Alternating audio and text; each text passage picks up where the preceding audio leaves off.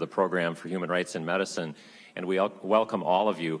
This program today is sponsored by our program and also co-sponsored by the College of Liberal Arts, Departments of English, Philosophy, Spanish, and Portuguese, as well as the Human Rights Center.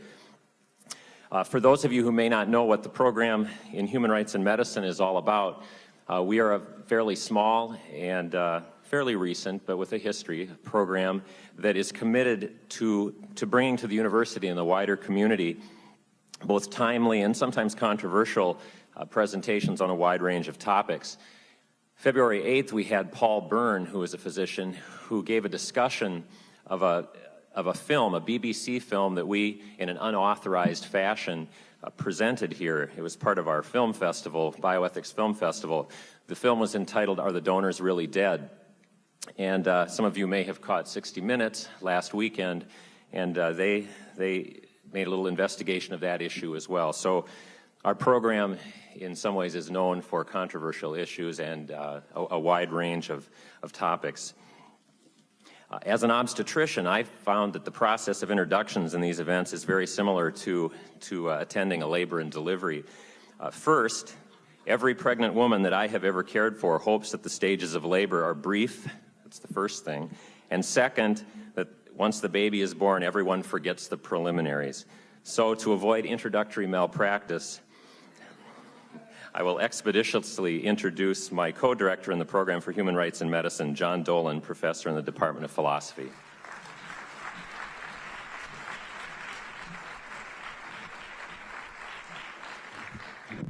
Thank you very much, Steve.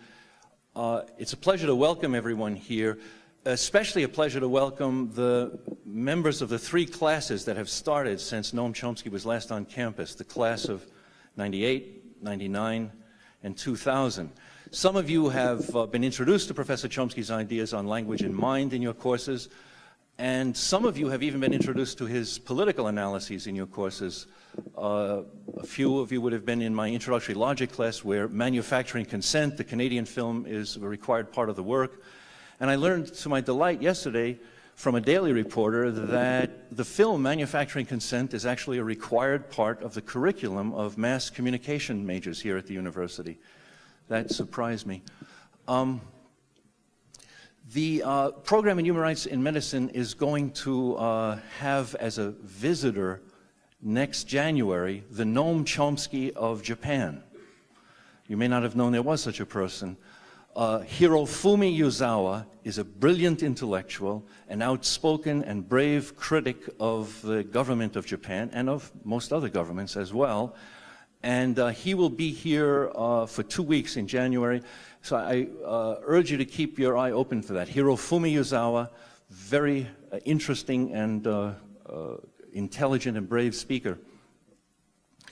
The Program in Human Rights in Medicine is delighted with the cooperation of the other units, especially the strong support that the College of Liberal Arts has given to today's program. And we're very delighted that Dean Rosenstone has agreed to introduce our speaker. Dean Rosenstone began his academic career brilliantly by getting a Summa degree from Washington University. 6 years later, he earned a PhD from Berkeley in political science, and then launched into a very distinguished career of teaching and research, first at Yale, then at the University of Michigan, where he was director of the distinguished National Electoral Studies Project. He assumed the post of Dean of the College of Liberal Arts in October of this year, and it's a great pleasure to introduce him. Dean Rosenstone.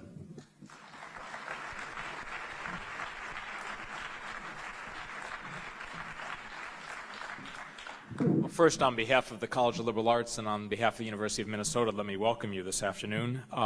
My task is twofold. First, to introduce our speaker, Professor Noam Chomsky, and second, to announce the recipients of the Program in Human Rights and Medicine Student Internship Competition, and both are tasks of sheer joy. It's impossible to introduce someone like Noam Chomsky without falling into phrases that sound nothing short of cliches. One could spend a good part of the afternoon reciting the titles of his books, listing the honors and honorary degrees that he's received, reviewing the organizations, both nationally and internationally, that he has served, and the institutions where he has taught and lectured. Or one could simply say that no single individual has done more to transform his field of inquiry, linguistics, than Professor Chomsky has. But Professor Chomsky's reach goes far beyond his discipline, far beyond the books he's written, far beyond the classes he's taught. He exemplifies something else which is deeply cherished in the academy, particularly this academy, and that is thinking about and speaking out on social and political issues of deep concern. Over 3 decades now, Noam Chomsky has been a forceful, cogent critic of U.S. foreign policy, of the mass media. He's been an outspoken advocate for human rights. He's controversial. He's hated by many, loved by others, but at the end of the day, respected by all. And like all good teachers, he provokes us to think, to reflect, to imagine, to consider, and he'll do some of that this afternoon as well. Before turning the podium over to Professor Chomsky, I'd like to invite him to ask me to honor the 3 students who are recipients of the Human Rights internships for this year. The program of human rights is described adequately, I think, in your program, and I don't need to recite its accomplishments and its goals for you. Each year it awards through competition 3 internships, which are extraordinary opportunities for students both to learn and to serve. And as I call your name, please step forward and accept your certificate of award from Professor Chomsky. Jeff Helsher, who's a student in the College of Liberal Arts. He'll be working this year in the Minnesota American Indian AIDS Task Force.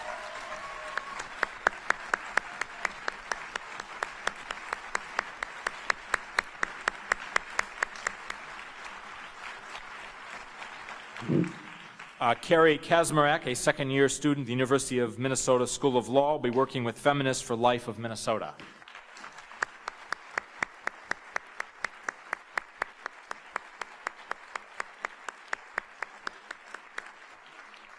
And Rochelle Mock, a student in Southwest State University, will be working with Birthright of Minnesota.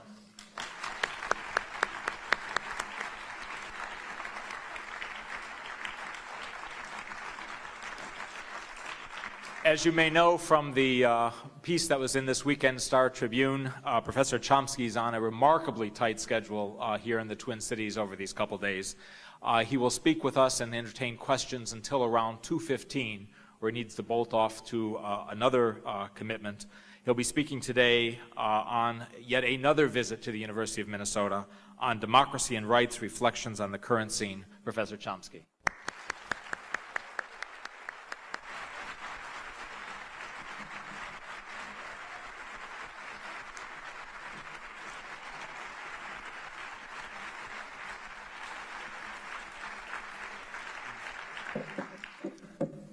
When I was looking over notes I'd put together for this talk, I realized that I'd actually made notes for a course I'd like to teach someday in the next century, maybe when I know enough to talk about it, if ever, but not a reasonable talk. I'm going to really try to touch way too many things. I'll try to do it coherently, but it'll have to be pretty brief on each. I hope we can pick up some of the loose ends in the discussion, and I'm sorry it has to be so abbreviated, but I've got to go off. Well, concerning the topic, democracy and human rights, there is a sort of common understanding. It's been articulated with a lot of force and clarity. The basic theme is that, quote, America's victory in the Cold War was a victory for a set of political and economic principles, democracy and the free market, which is the wave of the future, a future for which America is both the gatekeeper and the model. That happens to be a quote from a respected political commentator, but the picture's conventional. It's widely repeated throughout much of the world. It's accepted as generally accurate even by critics who talk about the wave of the market and so on and so forth. It's also been enunciated a couple of years ago as the Clinton Doctrine, which declared in its words that our new mission is to consolidate the victory of democracy and open markets that had just been won. Well, I won't go on with further quotes. It's too familiar to bother illustrating. To understand what the victorious political and economic principles really are, it's obviously not enough to listen to the rhetoric. That is, one also has to investigate the actual practice. It's particularly instructive to see how the principles have been applied where U.S. influence has been the greatest and interference least, so that we see the principles in their purest form and accordingly gain the greatest insight into ourselves in particular. Well, Latin America is the obvious testing ground, particularly the Central American Caribbean region, which is where the United States has faced few challengers for almost a century. For more or less the same reasons, we look at the so-called people's democracies in Eastern Europe if we want to figure out what the Kremlin meant by democracy. Actually, that comparison of Eastern Europe, the Eastern European satellites, and the Caribbean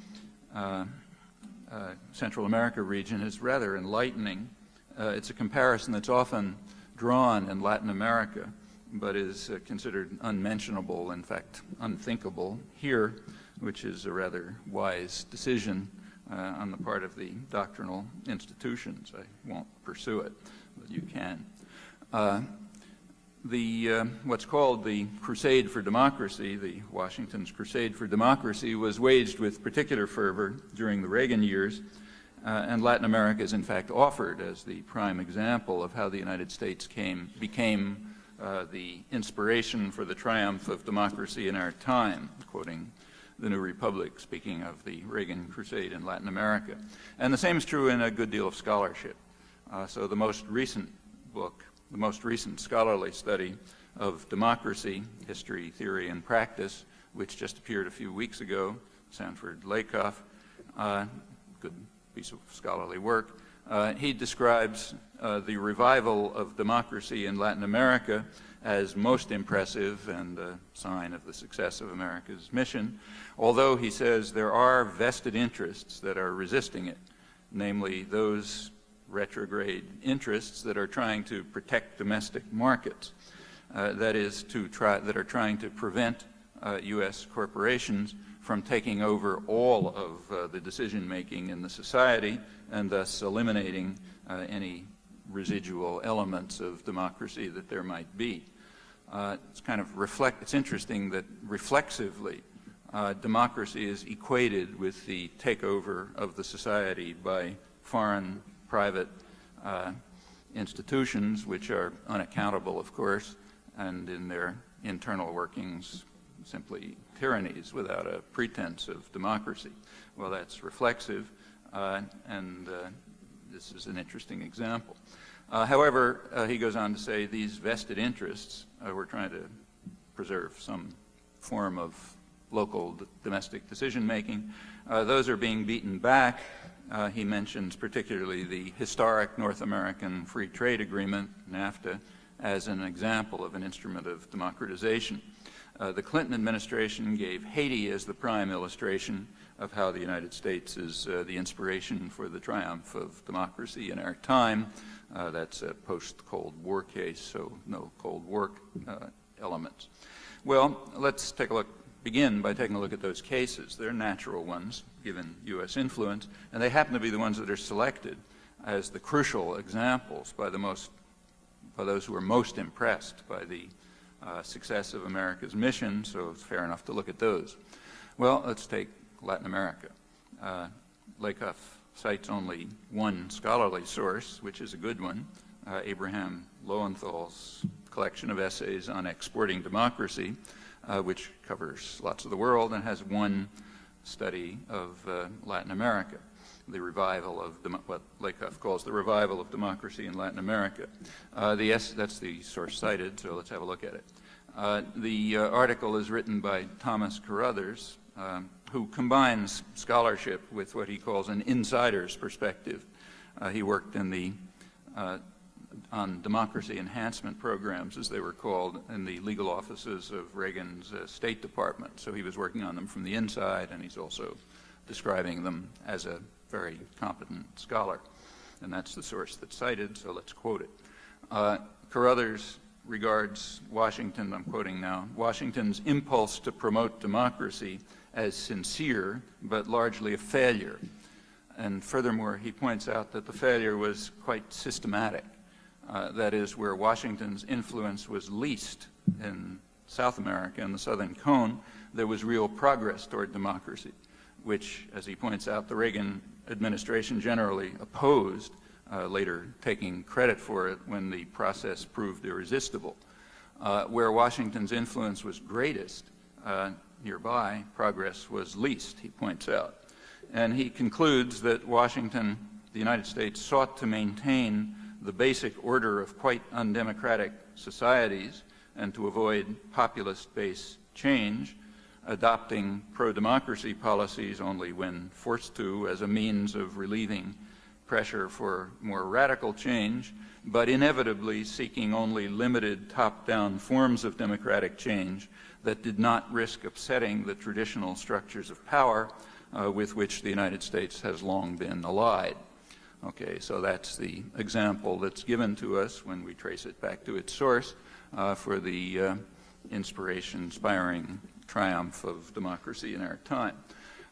The description is quite accurate, and it tells us something important about the principles that have won a victory in the place where external forces were minimal, so the principles could be realized in their purest form. And it also tells us something about the values of those who are impressed with the triumph. Carruthers, incidentally, doesn't go into the question of how Washington maintained the traditional structure of highly undemocratic societies. That's not his topic. His topic was not the brutal terrorist wars that left a couple 100,000 of tortured and mutilated corpses and millions of refugees and devastation, perhaps beyond recovery. In large measure, wars against the church, which had become an enemy in the 1970s when it adopted what was called the preferential option for the poor and tried to help poor and suffering people play some role in running their affairs. Those matters don't enter history as it's recounted by the victors. Well, that's the first example that's given. Let's go to the second, NAFTA, the new instrument of democratization. In the United States, that was rammed through over very substantial popular opposition. There was great, in fact, majority popular opposition, so it's an odd example of an instrument of democratization to start with. It was rammed through with they tried to do it in secret, but weren't able to because there was too much popular ferment about it, so it did break through a bit. There was a lot of fanfare about the great benefits that were going to come to everyone concerned. Completely suppressed in all the discussion was the report of the Congressional Office of Technology Assessment, pretty square outfit, which published a report arguing in detail that the planned version of NAFTA was going to be a losing proposition for the people of the United States, Mexico, and Canada, apart from investors and financial institutions, though they argued that it could be modified into a different NAFTA, which would be beneficial to others. That was suppressed totally, as far as I know. More dramatically, but also completely suppressed, to my knowledge, was the official position of the labor movement, also in a detailed document, which, as far as I'm aware, was never allowed to enter the debate, though it was there, though labor was bitterly condemned, really across the political spectrum, for its crude, threatening tactics, as Anthony Lewis put it, and its reactionary and narrow nationalism. All of that was false, but that was the official word in this grand exercise of democracy. Well, reviewed it in print if you like. I won't go on, but we can now put aside the whole story about the great benefits because that's been abandoned now that the results of several years are in. And it's now conceded that, yeah, it was sort of bad for the people in all three countries. And it's also conceded that the real goal was something different, It's only naive people, you can read in Foreign Affairs and so on, who believed any of this business about benefits. The real purpose was to, I'm quoting, to lock Mexico into the reforms that had made it what's called an economic miracle. It's a technical term of economics and political science, which means that there are huge benefits for U.S. investors and the Mexican rich, while the population sank into misery. In fact, during the economic miracle, the poverty rate increased just about as fast as the increase in the number of billionaires, if you look, which is just one example. Well, they had to lock Mexico into that. Incidentally, this was obvious all along. I suspect I talked about it here last time I was here a couple of years ago, maybe before NAFTA. It was perfectly obvious all along that the purpose was to lock Mexico into the reforms. And it was discussed in the dissident literature, but it was completely suppressed too, also completely excluded from mainstream discussion, along with the official position of the labor movement, the analysis of the Congressional Research Office, and in fact anything that broke ranks in this major victory for democracy. Well, anyhow, we can put that aside because it's now conceded, so that debate's over. It's now conceded that the purpose was indeed to lock Mexico into the reforms and had nothing to do with benefits to anyone except investors. Since it's conceded, we need not argue it. We can only ask whether someday it'll be possible to ask why it was necessary to lock Mexico into those reforms. Well, the reasons, in fact, which you can also find in the dissident literature years back, and maybe someday will enter the mainstream, the reasons were brought out very clearly by in a Latin American strategy development workshop in Washington in September 1990. That's when the planning was sort of going along. They pointed out that it would be necessary, that there was a danger that had to be overcome, and that's why it was necessary to lock Mexico into the reforms. The danger is, I'm quoting, that a democracy opening in Mexico could test the special relationship by bringing into office a government more interested in challenging the United States on economic and nationalist grounds. The background is that the study recognized that Mexico is a brutal dictatorship, but we like it. We have fine relations. Our relations are fine, but there's always a danger of a democracy opening. And if there is, there might be a popular government which might not simply accept U.S. investor rights and the rights of the Mexican rich as the prime instrument of policy, and therefore it's necessary to lock Mexico into the reforms by treaty obligations, which are going to be very hard to disentangle themselves from, much harder than just policy. So yeah, that was the purpose of NAFTA, to bar the threat of a democracy opening in Mexico, and here, since the population was opposed to it, it was necessary to try to get it through in secret, and when that didn't work, to block all opposition voices, including the labor movement, the congressional analysis, any critical voices, and all of that is presented to us as a great example of the triumph of democracy. Well, what it reveals is that democracy, it's democracy that's the threat, and that's true both at home and abroad. And it's okay, I mean, there's nothing wrong with democracy, but it's measured by outcome. Actually, it's kind of like free trade. Free trade is okay too, as long as the outcome is right. When it isn't right, you stop it. That's historic and happening right this minute, in fact. And same with democracy. It's not the process that's good, it's the outcome that's good, and that's what determines whether there is democracy. And in this case, there's a threat that the outcome might be wrong, so we have to block democracy. That was the purpose of NAFTA. It's called a free trade agreement, but in fact it's a highly protectionist investor rights agreement, which incidentally is why it was opposed by the few scattered advocates of free trade who you can find in odd corners here and there. It was understood to be an effective device to bar the threat of democracy, and the point generalizes rather widely. Markets in the particular form in which they're constructed by current social policy, and remember, markets are always constructed by policy. They're not kind of, entities that exist in the world. In the particular form in which they're constructed, They are, in fact, intended as a barrier to democracy, and they function in that way. NAFTA is a case in point. The remarks I quoted about those backward vested interests that are trying to maintain resources under the control of one's own populations. Another case in point, and there are others more ominous, I think, right down the road. You'll maybe hear about them in 6 months or so. Maybe the most ominous is the multilateral agreement on investment. That's now being forged by the OECD, the sort of the rich men's club, you know, the rich countries, in secret. The hope is that it can be rammed through in secret. That was the initial intention for NAFTA, not quite achieved, although the media and the journals managed to keep the basic story secret even after popular opposition forced it into the public arena.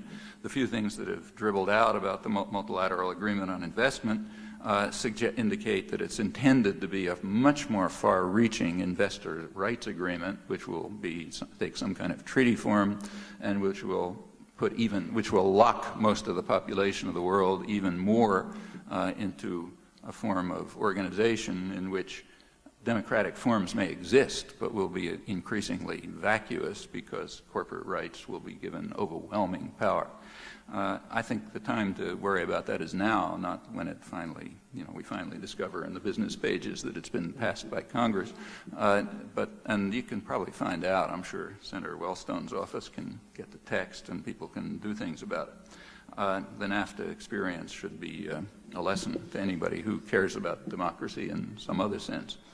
Well, these chosen illustrations, I didn't choose them, they're chosen by the advocates. The illustrations that are chosen to demonstrate the inspiring victory of democracy are not too compelling. Let me take the last one that's offered, the one that's Haiti, the prime example that was offered by the Clinton administration to demonstrate the victory of principle. So it's only fair to look at that one.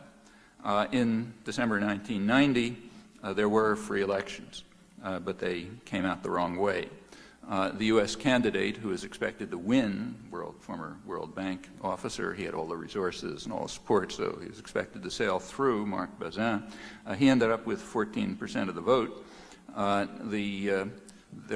It turns out there was a very lively, vibrant civil society that nobody was paying any attention to because it was poor people in the slums and peasants in the hills and all those characters. And they had organized enough without anybody noticing it so that without any resources at all, they were able to sweep their own candidate into office with about 2/3 of the vote, President Aristide. So it was democracy, but the wrong outcome. The United States moved at once to undermine the democratic government. Aid was at once cut off, except for aid for opponents of the government. The refugee flow, there had been a big refugee flow, but it had been illegally, incidentally, forced back by agreements going back to the Carter and Reagan administration. If refugees came, they were driven back in violation of Article 14 of the Universal Declaration of Human Rights. But the refugee flow slowed to a trickle when the democratic government came in. However, for the first time, refugees were not forcibly returned. They were granted asylum. The reason is they were fleeing from a democratic regime that the United States strongly opposed. So they were granted asylum, although it was just a handful because, in fact, the flow was the other direction because it was a hopeful period and Haitians were going back. Well, a couple months later, in September 1991, there was a military coup which overthrew the regime. A reign of terror started. The Organization of American States declared an embargo.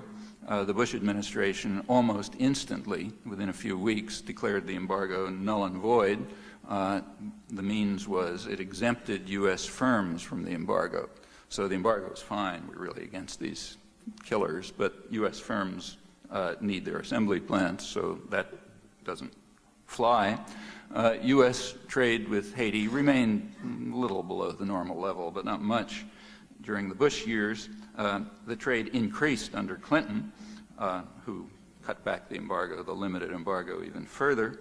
After the popular organizations who had committed this crime of electing their own president, after they had been subjected to 3 years of terror by forces that retained close connections to Washington throughout and still do, As you may know, the United States is refusing to release to the Haitians 160,000 pages of documents on the terror, the reason apparently being that it implicates U.S. elements too much.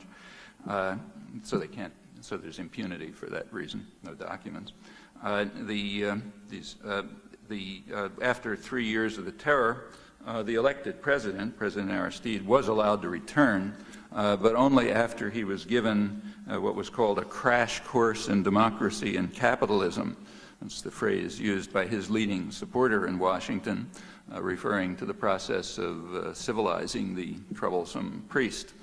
As a condition on his return, President Aristide was compelled to accept an economic program written in Washington, which directs the policies of the Haitian government, I'm quoting it now, directs the policies of the Haitian government to the needs of civil society, especially the private sector, both national and foreign. You think what that means? U.S. investors, they're the core of Haitian civil society, along with the wealthy Haitians who backed the military coup, but not the Haitian peasants and the slum dwellers who organized the civil society so lively and vibrant that they were actually able to have one of the rare democratic elections in the hemisphere, not the kind we have, and to win against overwhelming odds. Well, the policies that are now instituted by force are the policies of the defeated U.S. candidate of 1990, now instituted by violence. There's more to the story. The day before the U.S. troops entered Haiti to restore democracy, meaning everybody knew it was coming, you know, Jimmy Carter was there talking to General Cedras about teaching in his Bible class and all that sort of business, and everyone knew it was coming the next day. So every newsroom in the country had their eyes glued to the wire service reports, as I also did, I should say, on that day. The lead story on Associated Press, you know, these wire reports keep flowing out in a mad stream, and they have a lead story which is reiterated over and over again so that nobody can miss it. You know, it says, here's the lead big story for tomorrow. The lead story on AP, reiterated over and over, was a report of leaks from the U.S. Justice Department, which later were confirmed a few days later. The leaks said that the Bush and Clinton administrations had secretly authorized the Texaco Oil Company to supply the coup leaders and their wealthy supporters with oil in violation of the official sanctions. What they reported was that Bush and Clinton administrations had informed Texaco that it was illegal, but they wouldn't do anything about it. So therefore they could proceed. If you were in Haiti, actually I was there during the terror, you could see that oil was coming in. The rich families were building oil farms and so on. CIA was denying it, which of course was nonsense because you could see it. But it wasn't known exactly how it was getting in. Well, the day before the U.S. invasion, you learned how it was getting in. It was authorized by the Bush and the Clinton administrations. So that means that U.S. support for the killers and the torturers and their rich associates was far greater than it seemed, but it doesn't matter. It's all been suppressed. In fact, what I just said has yet to reach the national press. It's leaked in and out through other sources, but not much. That's kind of an interesting story, which I won't pursue, but it tells us more about the principles that have emerged victorious. I should say that Haitians understand this very well. There was an election in Haiti a couple days ago, and 5% of the population bothered to vote. Well, there wasn't much reporting of that here, a few lines here and there, but there was one, I saw one major story in the Christian Science Monitor. The theme of the story was that the Haitians are failing us. We sacrificed so much to bring them democracy, but they are ungrateful and unworthy. They don't even bother to come out to vote. Maybe they have bad genes or something like that. The moral cowardice behind this is rather impressive, I should say. That's the examples that are given to us to illustrate the triumph, the inspiring triumph of democracy in our time abroad. But actually the most interesting case is the United States itself, not only for us, naturally, but in fact for anyone who wants to understand what the term democracy has come to mean in the modern era.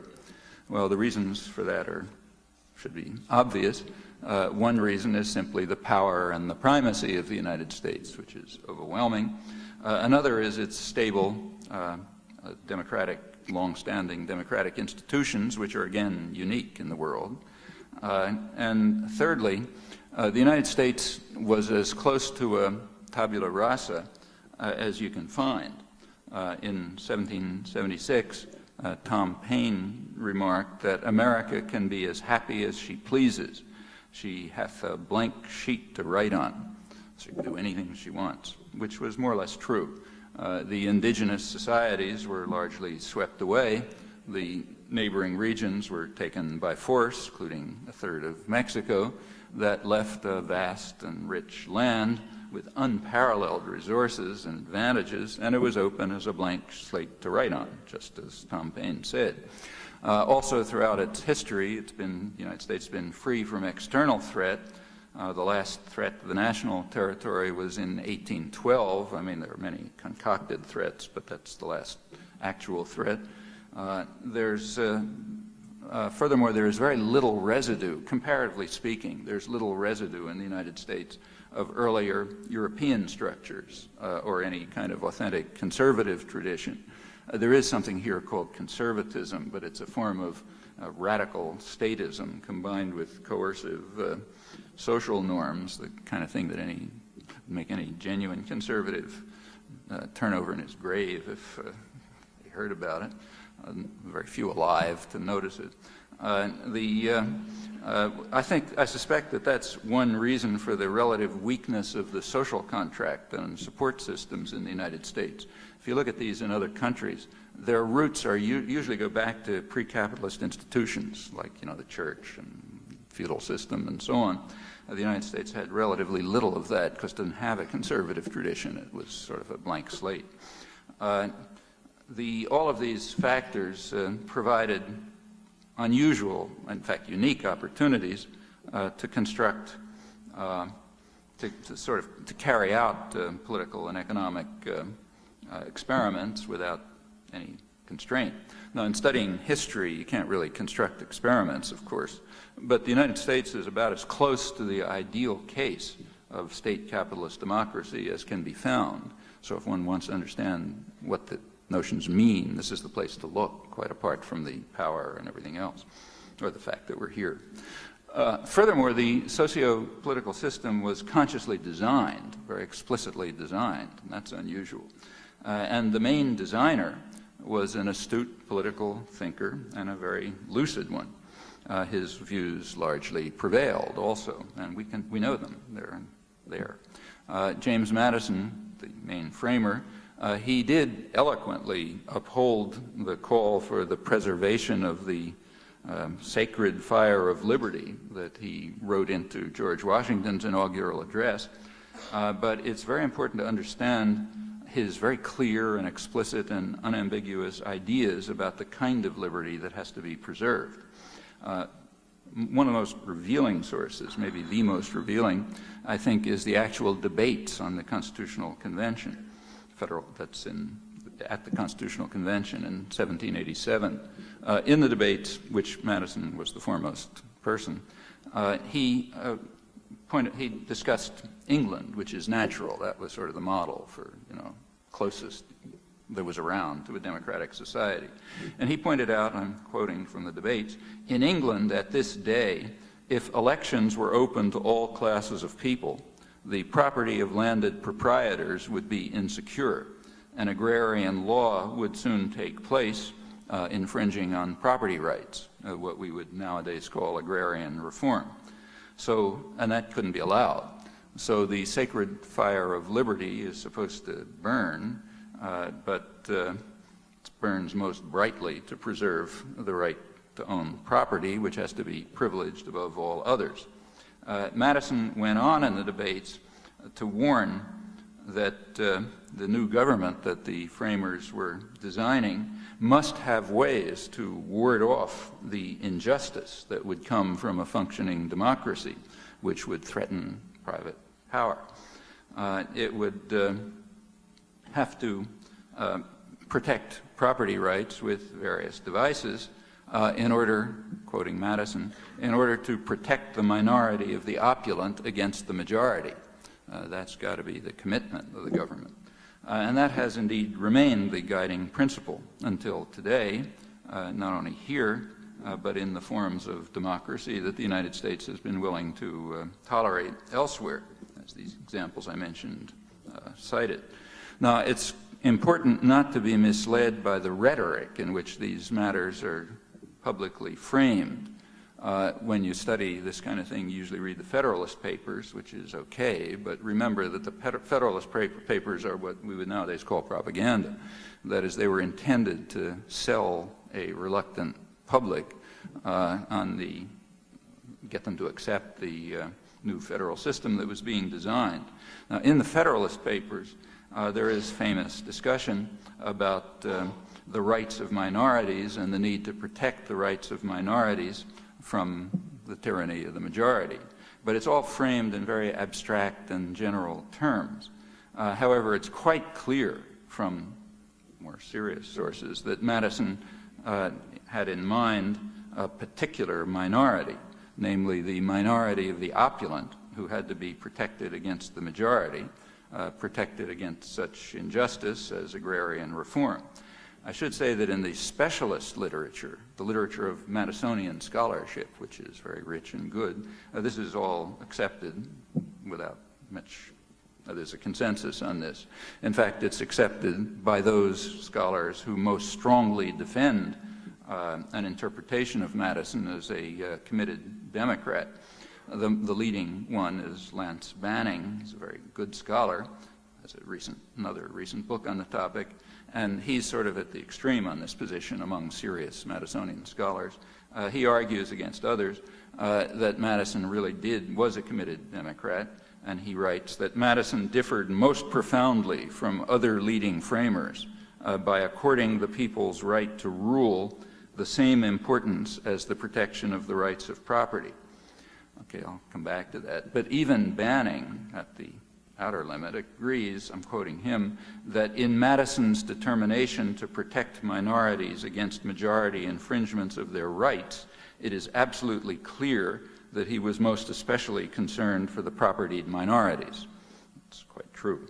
That position is unambiguous, forceful, and explicit in the original constitutional debates, as in the remarks I quoted, and in other primary sources, though it's kind of hidden a lot, in fact, in the public presentation in the Federalist Papers.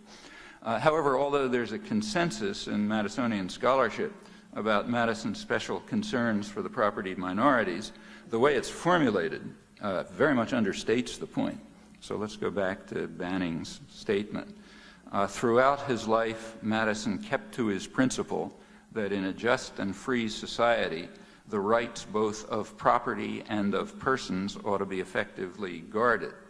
That's the standard formulation, but it's quite misleading because, for obvious reasons, we have to ask, what are the rights of property? All right, so let's say, take my pen. What rights does it have? Well, my pen has no rights. Property has no rights. Maybe I have a right to the pen, okay, but that's a personal right. It's my right. It's not the pen's right. And in general, property has no rights, obviously. So when people talk about the rights of property, what they mean is the rights of persons to have property. Furthermore, the rights of property are quite different from other rights. So, for example, if I have the right of free speech, it doesn't infringe on your right of free speech. But if I have the right to this pen, it does infringe on your right to this pen. You don't have it. Okay. So this is the one right which differs from all others, and that if one person has it, everyone else doesn't have it. Okay. So it's a personal right, but a right that's different from others. When we recognize that, which is should be truisms, and we restate the principle, it turns out that governments must guard the rights of persons generally, but they must provide special and additional guarantees for the rights of one class of persons, namely property owners, the landed proprietors in England, and the opulent minority here, who have to be protected against the majority. That's the fundamental principle of democracy. Well, Madison, who was a smart guy, foresaw that the threat of democracy was going to grow over time and become more severe because of, as he put it, because of the increase in the proportion of those who will labor under all the hardships of life and secretly sigh for a more equal distribution of its blessings. That's in the constitutional debates, again, 1787. He warned, I'm quoting him, that the equal laws of suffrage might in time shift power into their hands. And he said, no agrarian attempts, that means agrarian reform, no agrarian attempts have yet been made in this country, but symptoms of a leveling spirit have sufficiently appeared in certain quarters to give a warning of the future danger. That is, the danger that those who are suffering the hardships of life and secretly sighing for an more equal distribution of its blessings might actually use their voting power to do something about it.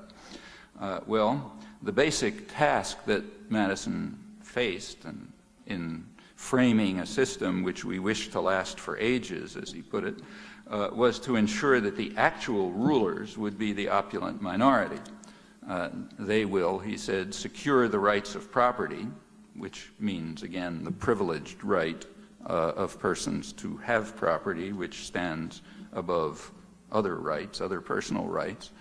They will secure the right of property against the danger from an equality of universality of suffrage, which could vest power over property in hands without a share in it, and that is to be prevented. Madison held that view to the end of his life.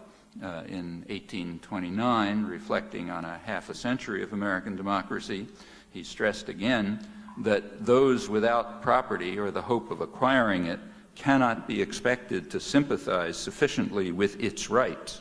Again, not its rights, but the rights of the people who have it. They cannot be expected to be safe depositories of power over these rights, the personal rights to have property, not, of course, the rights of property, as it's constantly put. Well, he had a solution. The solution was that the upper house, which would have the power, ought to come from and represent the wealth of the nation, the more capable set of men, those who will sympathize sufficiently with the rights of property and protect the opulent minority against the threat of democracy. And the system was designed that way, with voting patterns and checks and balances and a distribution of powers, which were all arranged for the same end, quite explicitly, with the intention that the general society would be fragmented and offered only very limited participation in the public arena, which is to be effectively in the hands of the wealthy and their agents. Let me stress the consensus among Madison scholars on this. I'm not taking a position that's out of the standard understanding. It's different in political science, but I'm talking about Madison scholarship. The leading Madison scholar, Lance Banning, again, who most strongly affirms Madison's dedication to popular rule, he agrees, in his words, that Madison's Constitution was intrinsically an aristocratic document designed to check the democratic tendencies of the period. Designed to deliver power to a better sort of people, excluding those who were not rich, well-born, or prominent from exercising political power. There is debate about how firmly the line was held in the years that followed, but there's no debate about the original intent.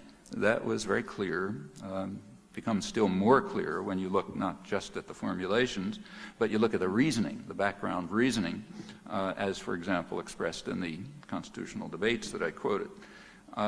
And whatever room there may be for debate about what happened in the early years, say the Jackson years and so on, there's no question that by the time you reach the end of the 19th century, latter part of the 19th century and on until today, then there's just no doubt that the democratic tendencies of the revolutionary period were very well contained, and that power is firmly in the hands of the wealth of the nation, who safeguard the Madisonian principle on which the country was founded, that the government must protect the minority of the opulent from the majority.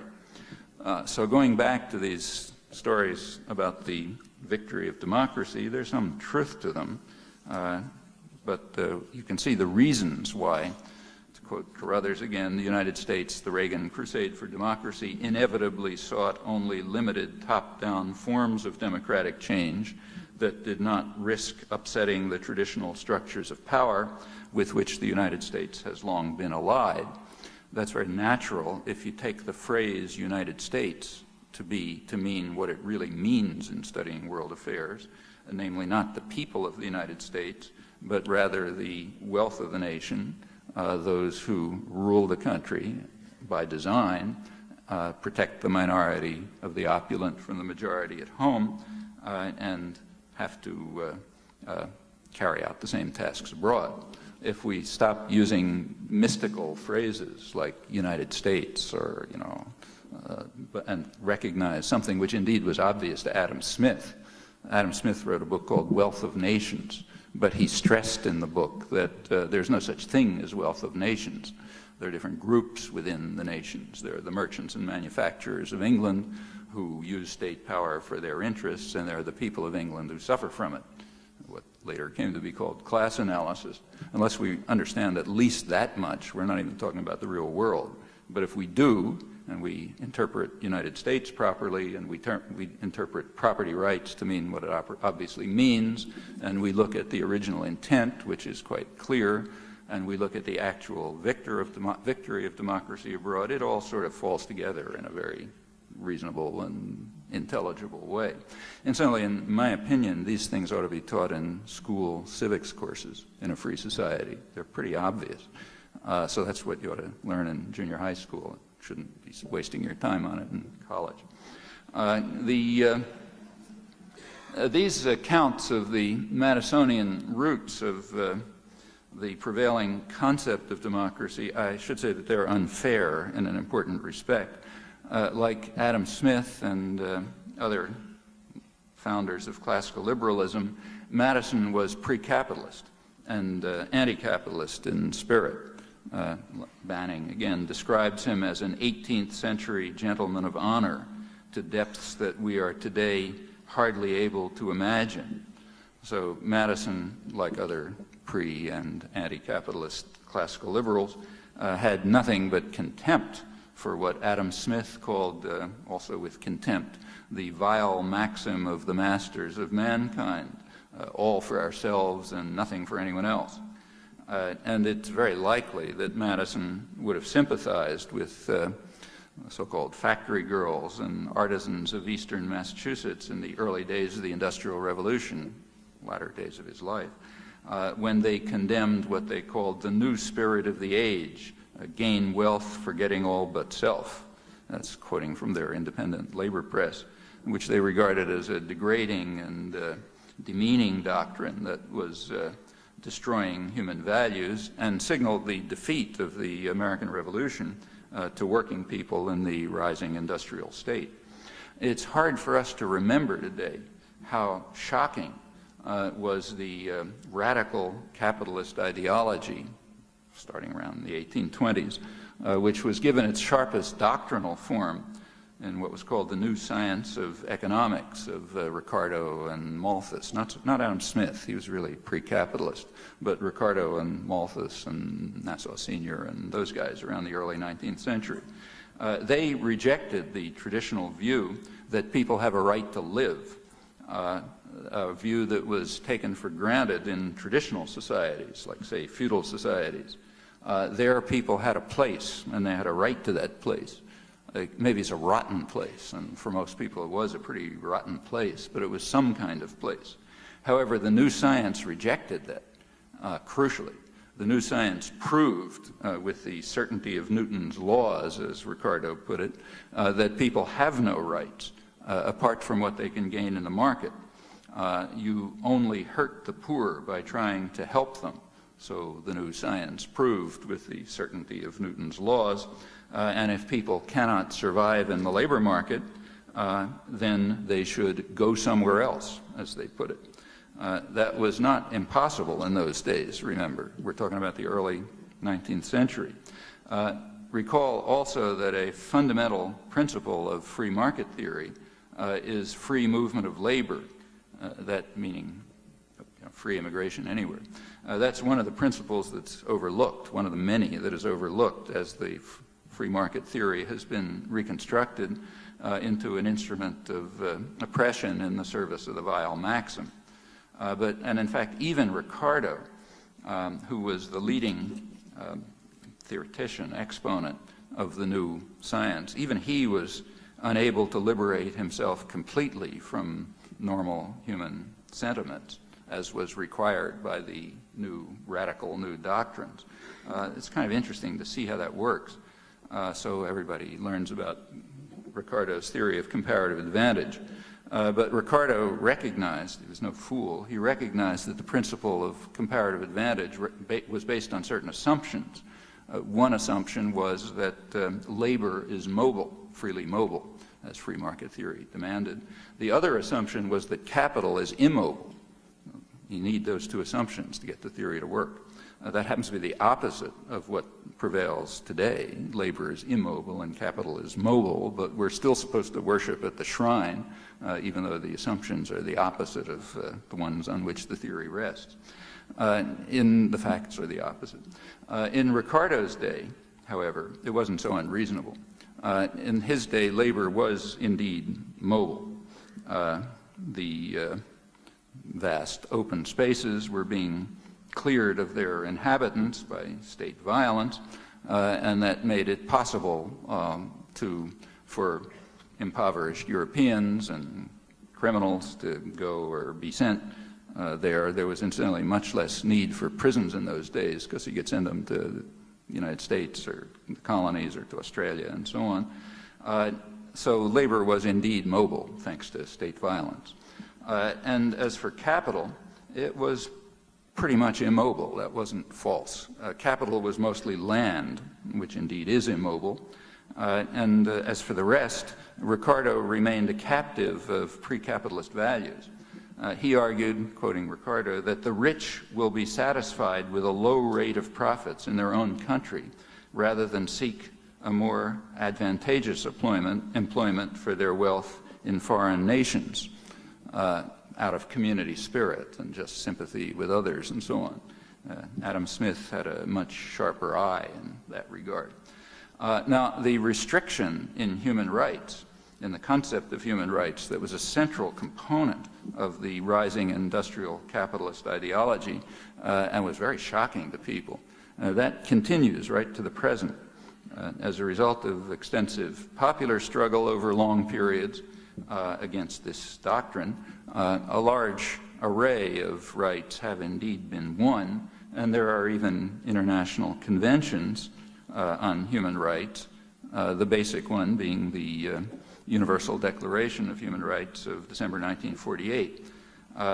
That declaration inspires a good deal of noble rhetoric, and you'll hear more of it next year as the 50th anniversary comes along.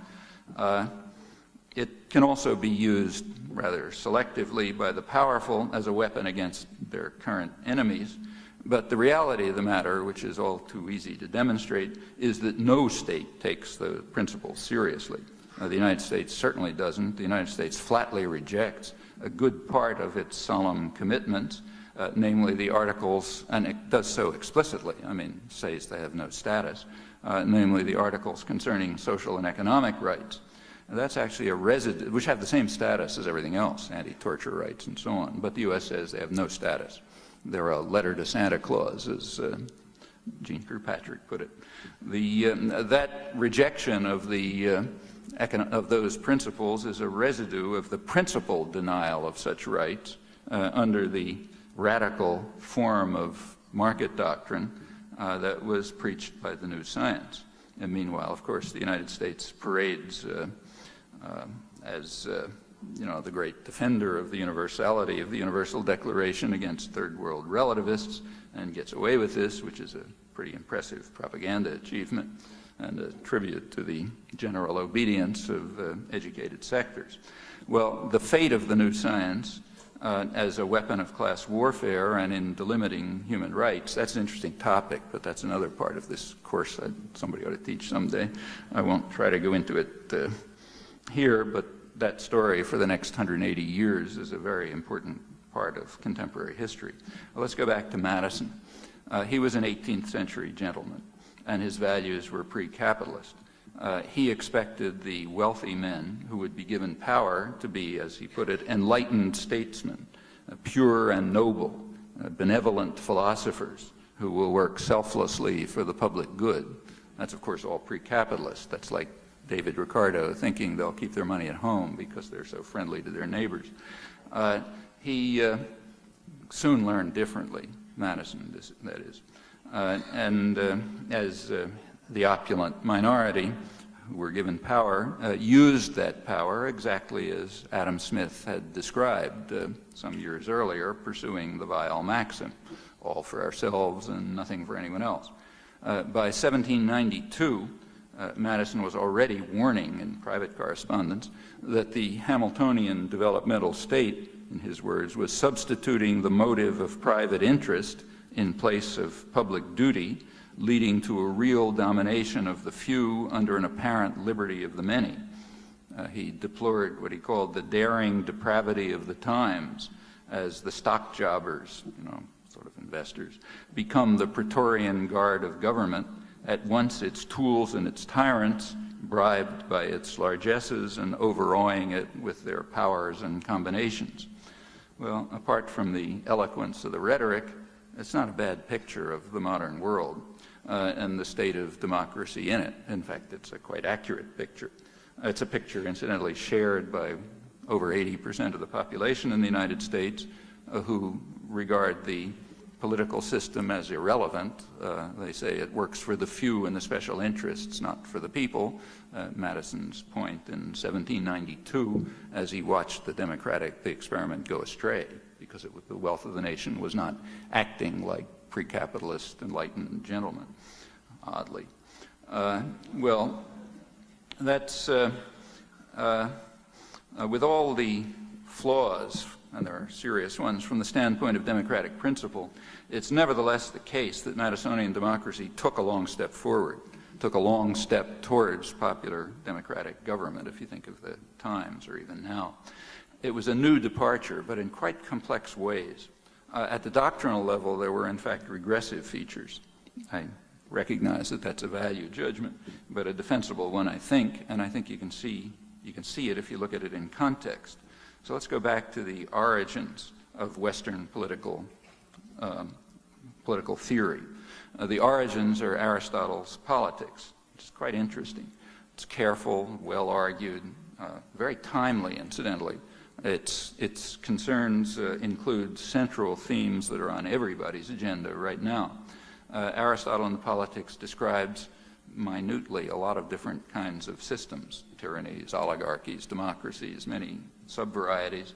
He prefers democracy, and he defines it. Democracy is a community of equals aiming at the best life possible for all, the common good, a community of free men, which is equal and participatory.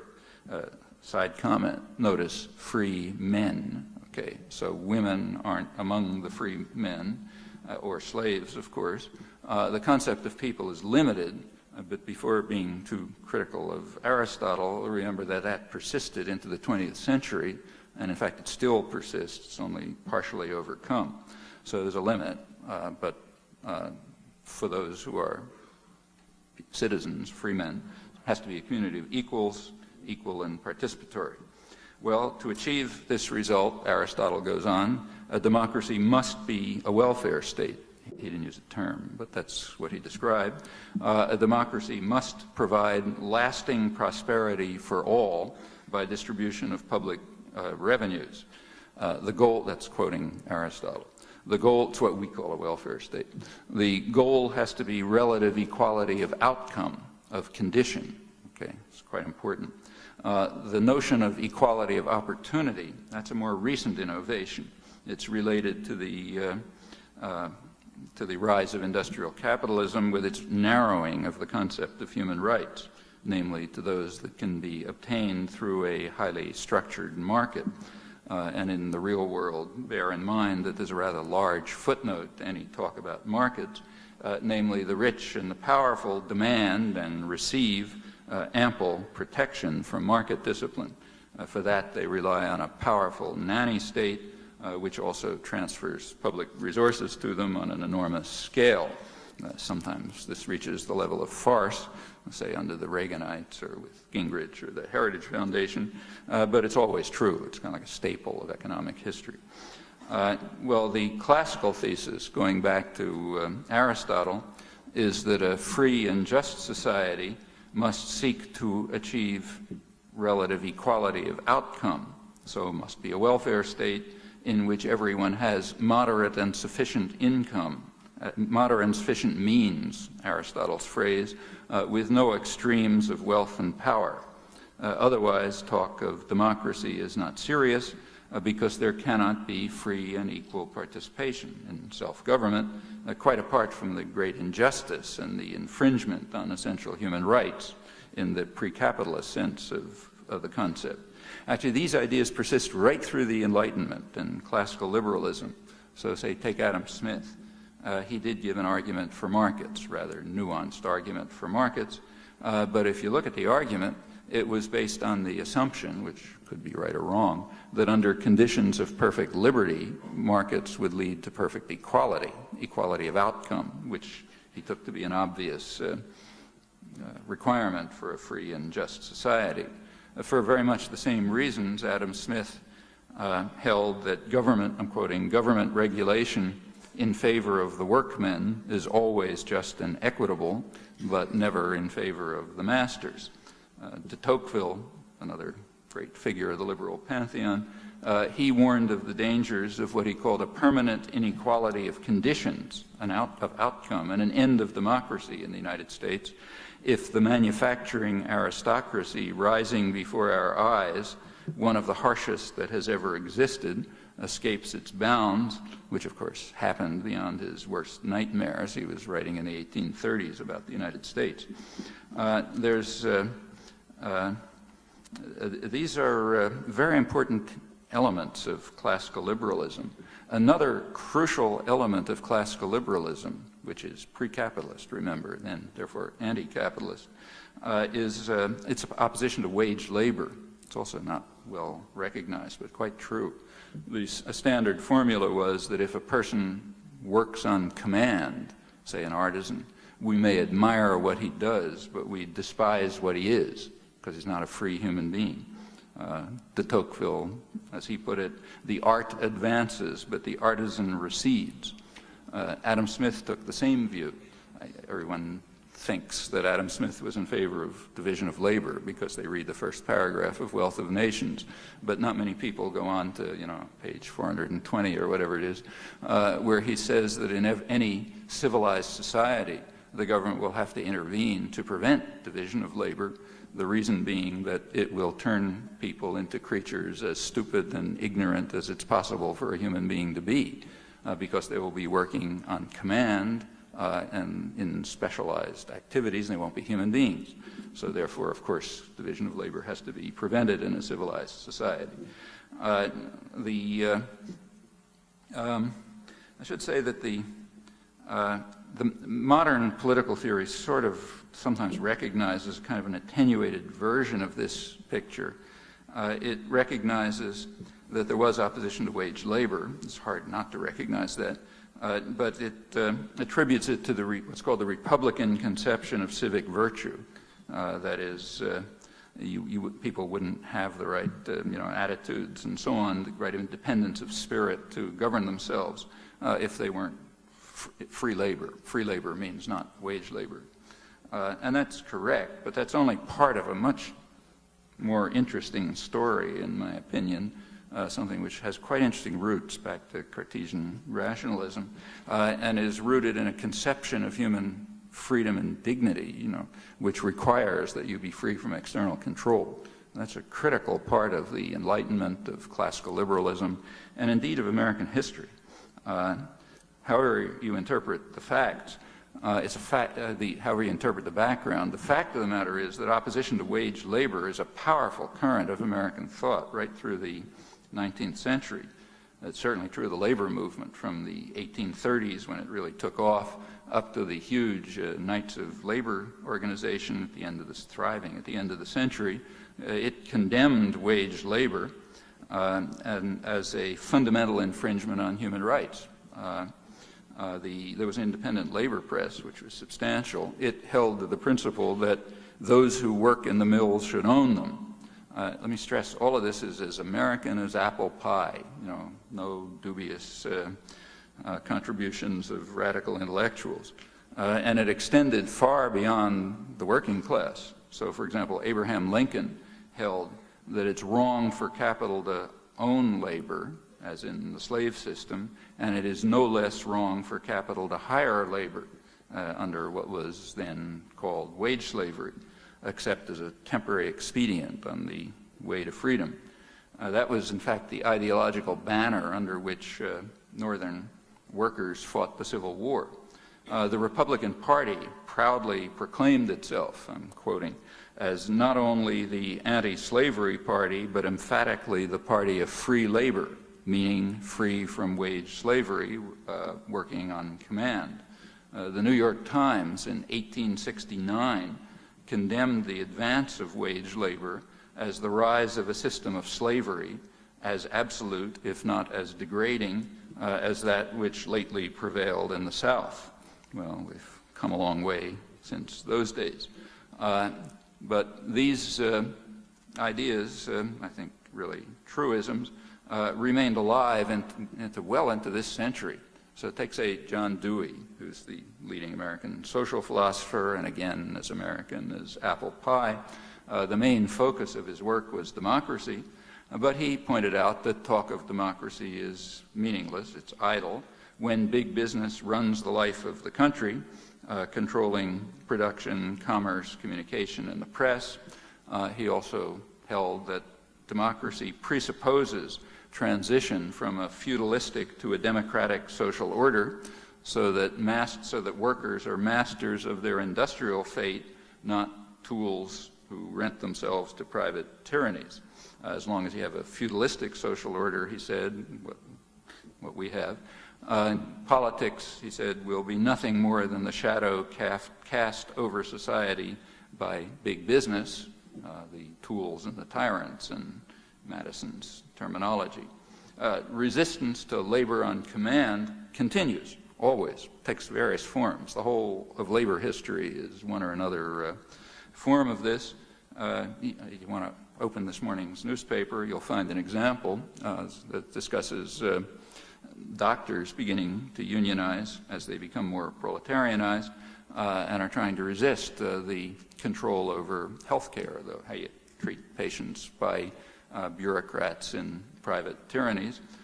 So they're moving towards forms of protection of one's own labor, which is the traditional opposition to wage slavery expressed by Abraham Lincoln, by the labor movement, even by the New York Times, and has its deep roots in classical liberalism. Indeed was the slogan of the Republican Party, remember, and the slogan on which the Civil War was fought in the North. That's happening in the universities too, with organization of staff, recently organization of graduate assistants, here too, I understand. All of these are forms in which the classical liberal ideas, the ideas of the Enlightenment, which continue to run right through American history, very lively through the 19th century and right in the mainstream and in popular movement since, in which they continue to be realized. Well, I can't go into all these things. Again, that's another part of that course. But there is there's a powerful and central to the tradition. It goes right from the origins of recorded thought about democracy and freedom right to the mid-20th century. And the Madisonian system is a departure, as I described. It's a departure from Aristotle's notion of, say, a welfare state as required for an equal and full participation with equality of outcome. Actually, it's a much deeper departure than I indicated, and it's worth thinking about this. For Aristotle, a leveling spirit is essential to democracy because it can't have a free and equal participation of free men unless you have moderate and sufficient means without extremes of wealth and poverty, guaranteed by using public revenues to guarantee lasting prosperity for all. It's Aristotle. But he had other reasons. It's a rather subtle book, if you look at it. Another reason was, he said, imagine the following. Imagine that there is a majority democracy. Suppose there's a democracy, but it has extremes of wealth and poverty, and the majority are poor. Well, then, Aristotle says, the poor will use their voting power for their own ends, not for the common good. Recall that Madison raised exactly the same problem in the Constitutional Convention in the remarks that I quoted. He said that if there was a democracy in England, the majority, who are poor, would use their voting power for their own ends, taking land from the landed proprietors, not for the common good, whatever that is. Aristotle was interested in the common good, but both Aristotle and Madison faced the same dilemma. They gave different answers. Aristotle concluded that you should overcome poverty with a welfare state. Then democracy is possible. Madison made the opposite conclusion, same dilemma, opposite conclusion, eliminate democracy, or at least restrict it, so that the privilege of the opulent minority is protected. So same dilemma, opposite conclusions. Again, crucially important departure from a classical tradition taken on pre-capitalist assumptions, as I mentioned. And again, I think this ought to be common knowledge. This ought to be civics courses. Well, all of these issues, let me finish up with this, took on a very different form toward the end of the 19th century and since. Recall the Madisonian principle on which the country was founded. The rights of persons should be protected, but certain of these rights, namely the right to property, they have to be privileged above other rights. That's the principle. Now, for Madison, persons meant persons, okay? But toward the end of the 19th century, the concept of person underwent a radical change in a highly undemocratic fashion, along with the growth of an industrial economy and the concentration of power in new corporate entities. And that's quite important. That's the history of the last century, since the late 19th century. Remember, corporations did exist earlier, but corporations were understood to be partnerships. The corporation had no rights. The members of it had rights, but not the corporation, had no existence, just a partnership. That was the American legal system taken over from England. And the way they got and what the partnership did was get a state charter to do a specific thing, like build a bridge across, the river or something. And the corporation had to keep to the stated limits because it had no existence. It was an artificial entity. Had no rights, no existence, had to keep to the stated limits of the contract. There were rights of individuals, namely the individual partners, but nothing else. Well, that's what a corporation was. There were huge economic changes through the 19th century, late 19th century, after the Civil War. By 1890, 3/4 of the wealth of the country was controlled by corporations. Now, I should say, the concentration is far more narrow, and it's, of course, international as well. Well, those changes led to a change in legal theory. Those changes were carried out by courts, by lawyers, by intellectuals, virtually no legislation. It was all done in an extremely undemocratic fashion, and probably without people mostly knowing about it. What happened was that new ideas were created of what are called, the leading legal historian of this calls them collectivist legal institutions. Corporate entities, instead of being artificial entities with no rights, became natural entities which were given the rights of persons. In fact, rights well beyond persons, because they were immortal persons. Furthermore, there were no limits anymore on what they could do, so they weren't restricted to what's in the state contract. They could, say, acquire property, or they had First Amendment rights, so corporations are allowed to advertise and that sort of thing, as if they were persons, to whom free speech extended. All of this is radically new, in radical violation of classical, liberal, and Enlightenment ideas. The backgrounds of this are mostly kind of neo-Hegelian ideas about organic entities that have rights over and above persons. Actually, the roots are pretty much the same as the roots of fascism and Bolshevism. The end of a natural rights doctrine. And in fact, these are the three modern forms of totalitarianism: fascism, Bolshevism, and corporate entities. It was recognized at the time. Incidentally, progressives supported corporate rights partly for this reason. You know, they liked this idea of corporate entities. The conservatives, on the other hand, were strongly opposed. There was a kind of scattering of conservatives.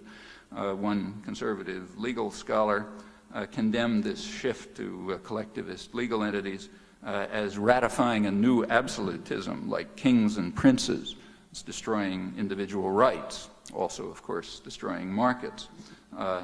Remember that any business enterprise is an interference with markets, like even a mom-and-pop grocery store. This is a staple of business history. It's kind of ignored in economics. It's like a footnote, but it's no footnote, it's the whole story. So if you look at the standard business history, say the main work by Alfred Chandler, best-known business historian, has a book called The Visible Hand, which begins by pointing out that the modern business enterprise took the place of market mechanisms in coordinating activities of the economy and allocating its resources, handling transactions internally with a very visible hand. Well, that's sort of obvious. And when you move to big corporations, say transnational corporations, that's true of the whole system. So take, say, U.S. trade. I mean, over half of what's called trade in the United States is actually internal to these entities. It happens to cross borders, so it's called trade, but it's no more trade than if something moves from one shelf to another shelf in a mom-and-pop grocery store. And that over half is not a small amount, you know. And if you look at the interactions and the strategic alliances and so on, the amount of interaction that is anything like free trade is, you know, something, I don't know, 10 or 15%, some estimate. So these are not footnotes. This is the main story. And the collectivist legal institutions were understood a century ago to be an attack on markets as well as an attack on rights, on individual rights. In fact, tyrannies. Internally, they are tyrannies. You look at the standard, another classic of political economy by the Veblenite economist Robert Brady, around 1940. Good book called Business as a System of Power. He's an institutional economist. He points out what, again, is obvious, that a corporation is a strict top-to-bottom absolutism. It's the inverse of democratic control. He says it follows the strict conditions of dictatorial power, which should be obvious. Equally obvious, it casts the shadow that we call politics, and it's also, he points out, dedicated to a propaganda program that becomes a matter of converting the public to the goals of the control pyramid. That's a matter of great importance in the contemporary world. At this point, we begin to enter the real world of modern society. Just to add another footnote, another change in legal theory which parallels what happened in other tyrannical systems was that you go back to legal theory, say like 150 years ago, the corporation was the people. I mean, the people had rights and the corporation had no rights. Through the latter part of the 19th century, especially the early part of this century, that began to shift. And the corporation became identified with the board of directors, the management. That's the corporation. The people were kind of irrelevant. Something extremely similar happened within the Bolshevik system. In fact, if you look at the Marxist critique of Leninism, main Marxist thinkers condemned Leninism as an authoritarian right-wing deviation from early in the century. And they pointed out that what was going to happen under the Leninist system was that, talked about the people, but the people would be replaced by the party, and the party would be replaced by the Central Committee, and the Central Committee would be replaced by the maximal leader. Of course, exactly what happened. And exactly what happened in U.S. legal history theory with regard to corporations. The entity, the natural, became a natural entity, which is the directors, and that means the investors, the banks and so on, not the participant. They're kind of scattered and out of it. Those are interesting stories. They do bring us to the real world. However, let's have to stop there. The point I'm trying to make is that there is a line of thinking, interesting line of thinking, worth attention. It goes from Aristotle right up to the people like John Dewey in this century, It includes classical liberalism, the Enlightenment, the popular movements, the labor movements in their various forms, a lot of variations, but they're all more or less there. This whole long line of thinking seems to me to identify and articulate the basic issues more or less accurately. I should say the business world agrees, the guys who cast the shadow. They agree, except that the values are reversed. That is, they're opposed to democracy for perfectly obvious reasons, although it's okay if the shadow is cast by, the right guys, top-down forms of democracy. They're also opposed to markets, again, for obvious reasons. That's the whole history of the modern business enterprise and corporations, and much more. They're in favor of markets selectively, but only for temporary advantage. That is, if the playing field, as the terminology is used, as the playing field is properly tilted, typically as a result of large-scale state intervention. That's the core of economic history from England through the United States up till the East Asian growth areas, right until today, I should say. Meanwhile, throughout all of these developments, society continues to resist. And over time, people have won a lot of victories. They've expanded the reach of democracy and human rights. It's painfully slow. It's cyclic. There are periods of regression. We're in one of those periods right now. But I think if you look over a long stretch, there is a kind of slow advance towards something like Aristotle's principles, actually, and now extended beyond his category of free men, and towards a conception of human rights that's gradually been forged and, in fact, established by popular struggle, a lot of it quite recent. At the same time, this goes on in parallel with increasing power for the new absolutism of the corporate system and the powerful state that keeps them alive and protects them from market discipline and competition and the population, these new kings and princes that conservatives and the working men and women condemned a century ago. Now, the long-term outcome of that conflict is completely unpredictable, but I think the important thing to recognize that it's controllable. There's a lot of talk now about how we're all passive victims of the mysterious wisdom of the market and this, that, and the other thing. It's all complete nonsense as far as I can see. It's, in fact, more accurately just propaganda, which is designed for the obvious purpose of inducing hopelessness and resignation and despair. I mean, if it's all out of control, what can we do except maybe seek survival strategies? Even the famous globalization is largely a hoax. If you look at the actual figures in terms of, say, trade flows and investment and so on and so forth, the level of globalization relative to the economy is approximately what it was in maybe 1913, under British hegemony and the gold standard. Nothing wildly different. There are some differences, especially rapid financial speculative flows, but they're perfectly controllable by mechanisms that are quite known. As far as, so there's, all of these things are just human decisions in human institutions. They're under popular control, at least in principle, and even in practice, if there's sufficiently dedicated effort to support real democracy and human rights. As for the institutions themselves, well, they're like all others, including the fascist and Bolshevik varieties of absolutism. They have to demonstrate their legitimacy. If they can't, which they usually can't, then they should be dismantled, as has often happened in the past. And perhaps in that way it may be possible to advance towards fundamental principles of justice and freedom that are quite deeply rooted in the tradition of thought and popular struggle for thousands of years.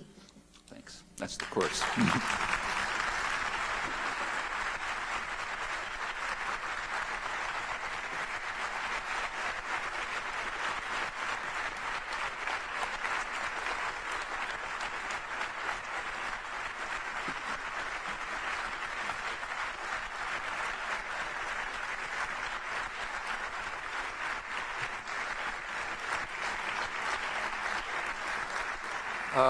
I don't know if there are any mics. Are there?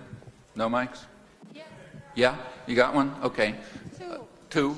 Okay. Could people with the mics run things? We have about 25 minutes. Then I got to rush. Forgive me if this isn't in a question form, but I'd just like to make a statement, and you can comment on it if you will. Yeah. I've worked in industry for about 15 years as an engineer, and I would actually just like to, I'm not as bold as the people that want to own the mills, the people that work in the mills. I'd just like to have the right to have a vote. And the vote that I would like to have is the vote that now goes with the share of a stock. I would like to have every employee in a company have the right to have a vote and not have the shareholders have that right, that vote. And I'd ask for that because this would give me some say in what I work on. I'm well paid. I'm well paid, but the one right that I have now, if I don't like what's going on, is to leave the company, much like the people had in the past of leaving the country. That's my statement. Yeah, that's in fact, you know, if you go back to the theory behind corporations, there was a claim that they really are democratic because the stockholders can vote. And in fact, I think what you're asking is reasonable, but if it was extended so that each worker had a vote, well, yeah, that would be, you know, like tiny amount more democratic. But remember what stock ownership is like. About 50% of stock ownership is the top 1% of the population. The bottom 90% of the population hold about 10%. You know. So it's democratic in a kind of odd sense of the word. It's democratic, but with a dollar being a vote. You know, the more dollars, the more votes. And since 1% has half the dollars, their votes overwhelmingly prevail.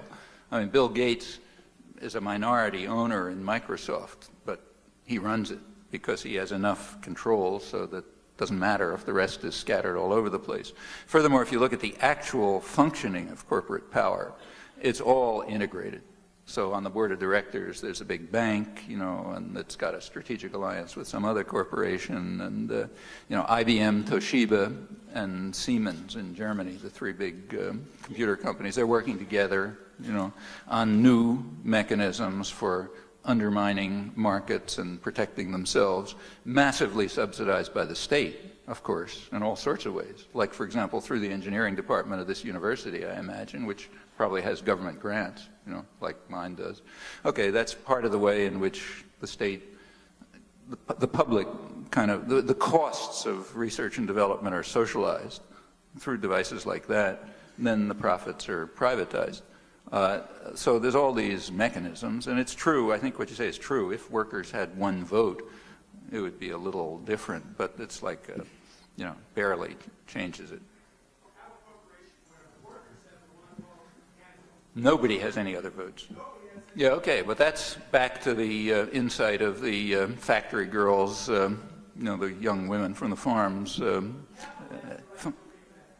Okay, fine. That's going back to the early 19th century when working people or Abraham Lincoln, you know, when working people in eastern Massachusetts said that those who work in the mills ought to own them.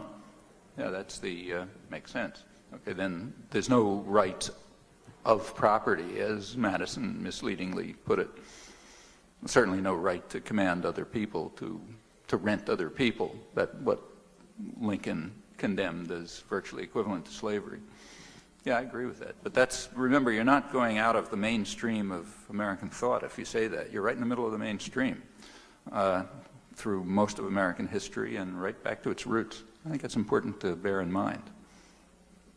What is your analysis of the obsession to balance the federal budget? What are the implications regarding military spending and corporate welfare? Well, you'll notice that the guys who want to balance the budget want to raise military spending. So take, say, the Heritage Foundation, which crafts policy for the right-wing Republicans and has all sorts of blather about the free market, but they're calling for increasing the military budget, okay?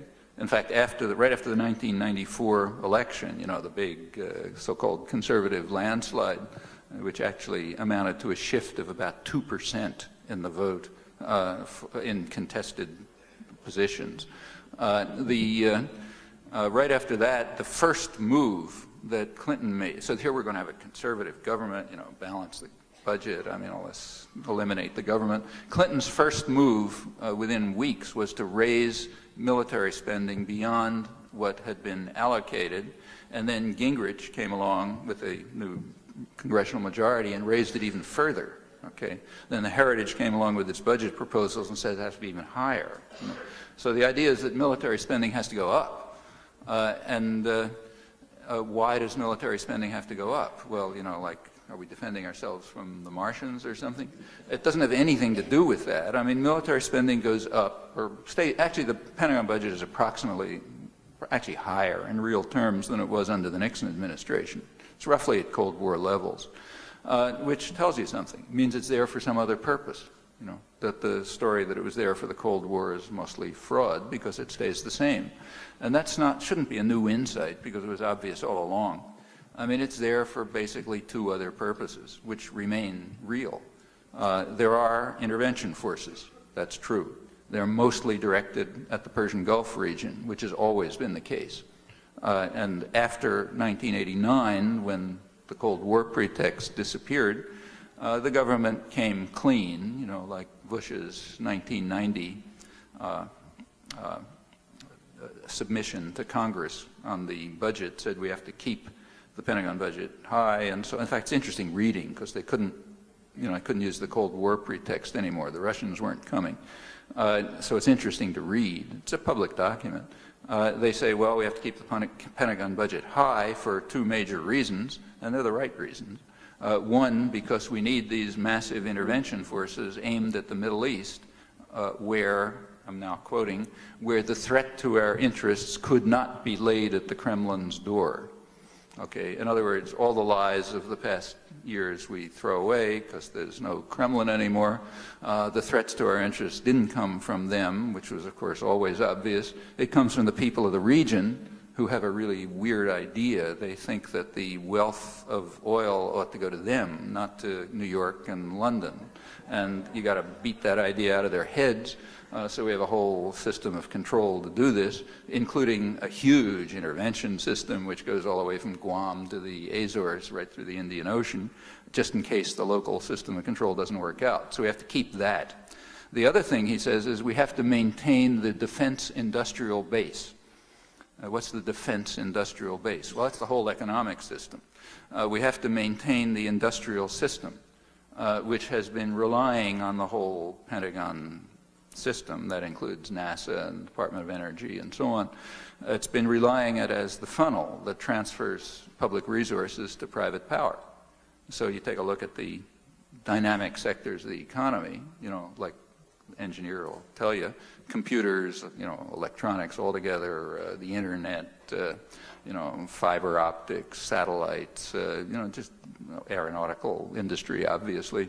Just look through the whole thing, and the research, the development, the innovation, the entrepreneurial ideas and so on, that mostly comes out of the state system. And then when something works, you know, you hand it over to private power. Actually, a dramatic case right now is the internet. You know, big new thing, everybody, wave of the future. Well, where'd that come from? Pure state funding, right out of the Pentagon. Starts off as the ARPANET, you know, the military net, then taken over by National Science Foundation, so public funds. That's what created the whole thing. Business simply wasn't interested. As late as 1994, that's not long ago, Bill Gates, the great entrepreneur, was unwilling even to come to a conference on the internet because he didn't see any commercial possibilities in it. So the state should keep paying it. State means people, you know, there's no entity, the state. That means the taxpayers should keep paying for it. Finally, they sort of broke into their minds that they can do something with it. It's a huge technique for, you know, expect huge advertising revenues and control people and home shopping service and this and that. So now it's been given over in 1996, Telecommunications Act, gave it over to private interests, and now they're figuring out a way to commercialize it and drive everybody else out. Yeah, that's the way the system works. So sure, you need Pentagon spending. Now, what about the balancing of the budget? Well, it's not going to cut back on, I mean, certainly Newt Gingrich isn't going to call for an end to Pentagon spending. If you call for an end to federal subsidies, his rich constituents start selling rags. He brings more federal subsidies to his district than any suburban district in the country outside the federal system itself, like outside of Arlington, Virginia. So he's the champion welfare freak in the country, and he's not going to kill that. And furthermore, he's smart enough to understand that that's true of the whole system. That's the way it works. So the federal subsidies to wealthy sectors, mostly through the Pentagon system, they're not going to change. So what's the balancing of the budget? Well, that means cut off any part of the federal system that works for people, okay? So like food for hungry children, that you have to cut. You have to cut the cycle of dependency. That's the big talk. You know, like Gingrich gives stern lectures to 7-year-old kids on how they have to learn responsibility and break out of the cycle of dependency. But he doesn't give that lecture to his wealthy, super rich constituents, you know, because they live, you know, they live on the cycle of dependence. They can talk about their conservative values and all that, but only as long as they're feeding at the public trough, you know. If they get into the market, they're dead. So yeah, balancing the budget is a technique of, it's a weapon, you know.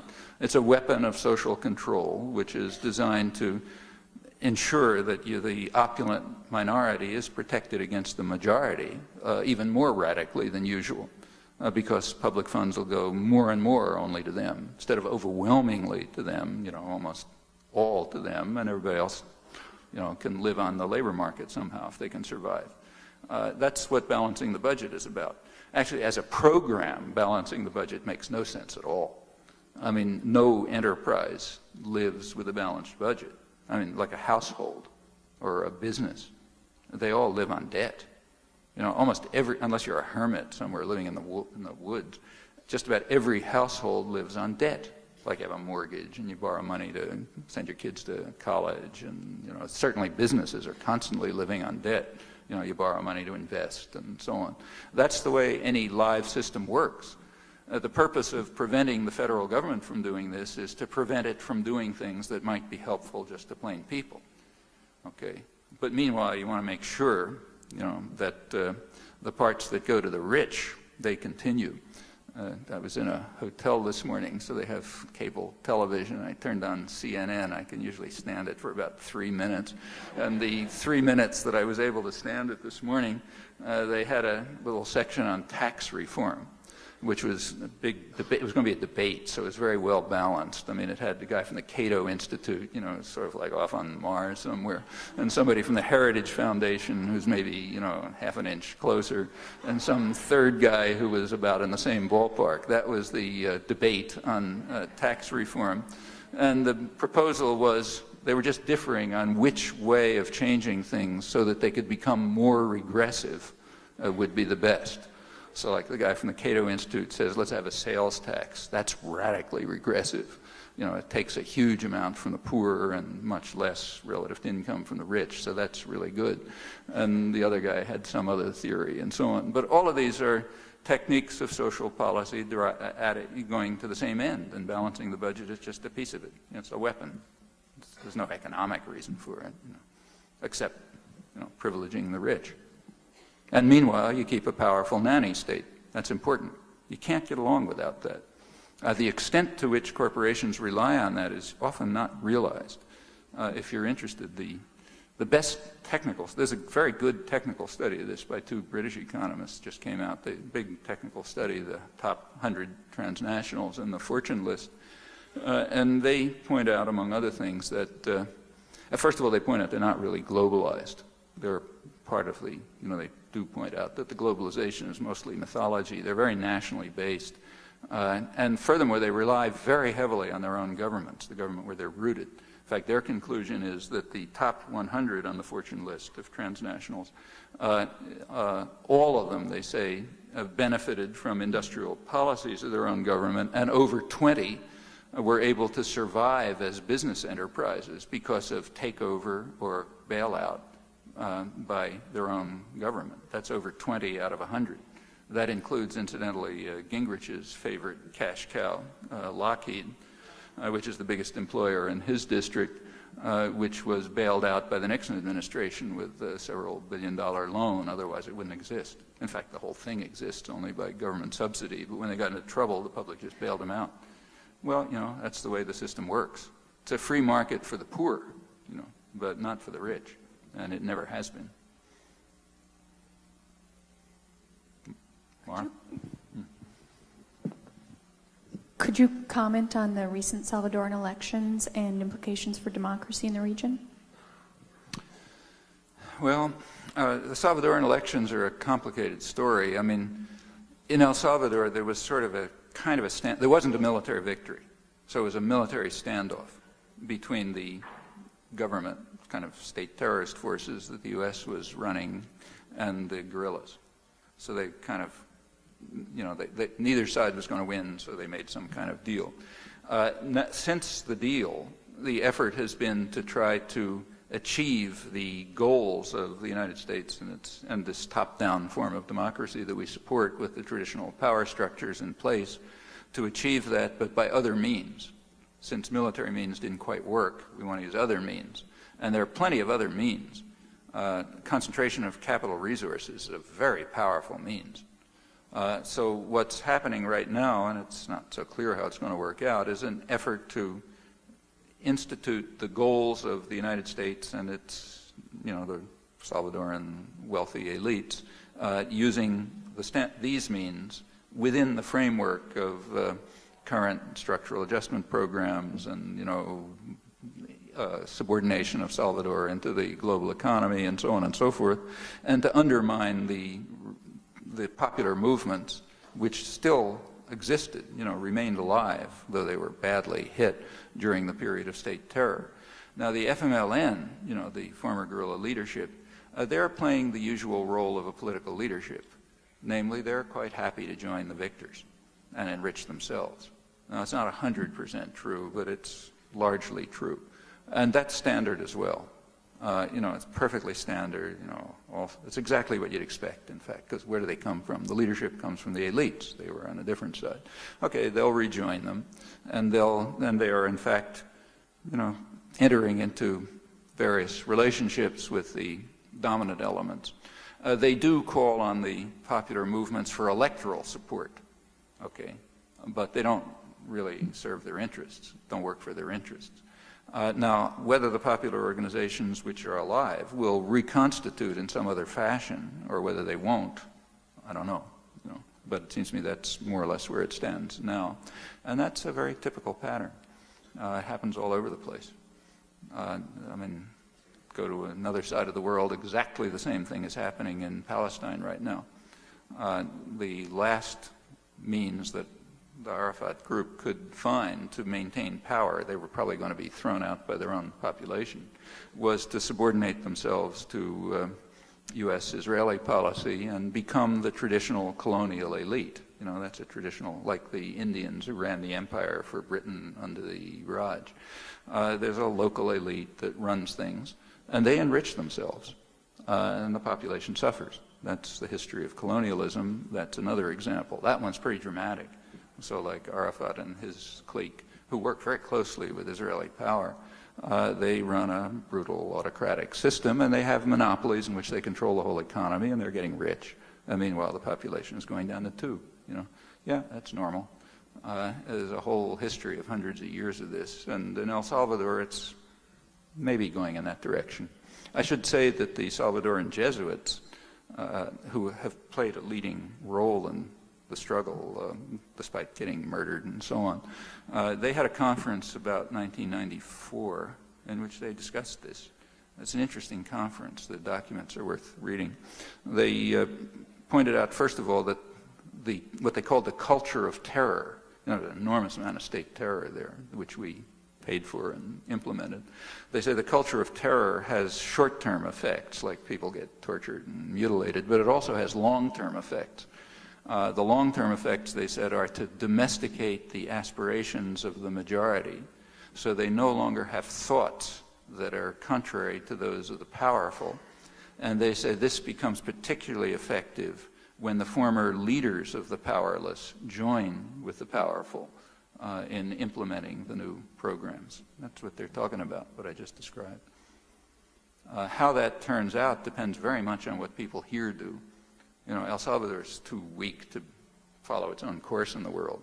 And without a lot of solidarity and support from the big superpower, and that means not the government, but solidarity movements and so on, they don't have a chance.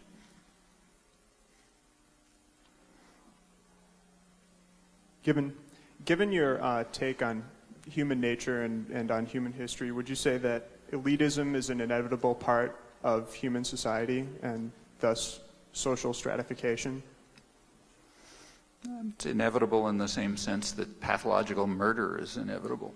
I mean, if you have social arrangements in which pathological murderers happen to be privileged, they'll end up running the place. You know, you have social arrangements in which sort of nice people are privileged, they'll end up running the place. These are a matter of how, I mean, human nature has everything in it. Every one of us, you know, could be a torturer or could be a saint, you know, probably. You know, everybody's got the same capacities, more or less. I mean, maybe there's some differences, but not fantastic. And you see people shift easily from one to another. It depends on how the social institutions are set up. And, you know, most of human history is an effort to try to kind of, at least the sane parts of it, to reorganize social arrangements and social institutions so that the pathological tendencies of human character, which are doubtless there, get suppressed and the more constructive ones come into play. I mean, the same is true in a family, you know. You take a child in a family, you can set up arrangements in which one child will become a torturer to the next younger child, you know. Anybody who's a parent knows this. Or you can set up arrangements in which they are supportive and helpful and so on. You know, it's both the same character. No. It's great. It's been pretty quiet here at the University of Minnesota for some time. It's been a mess, really, but quiet. And except for the unions, the university sold off its hospital to privatization. Unions are in trouble and so on. They were going to close down General College, which was a rainbow of colors, and people got out into the streets. They couldn't do it. So it's so good to see so many good people here today. And we, as we normally do, put some flyers on the chairs about the upcoming action at Alliant Tech Systems, one of these totally, thoroughly undemocratic tyrannies in our community that makes about $1 billion worth of weapons systems to protect corporate rape and plunder around the globe. Landmines, cluster bombs, the rest of it. So I want to encourage people to come out and join us next week. You know, first at St. Stephen's Church, poet Robert Bly will be reading some poetry. And then come out and join us 6 a.m. Thursday, April 24th, as we block every door at their corporate headquarters. If you're ready to get busted, come and join us. If not, come and support us. Thanks. Let me just endorse that. For those of you who don't know if there are any around, that's Marv Davidoff, who's been upholding the conscience of Minnesota and a lot more for as long as I can remember. So anything he says you should do, I think you should do.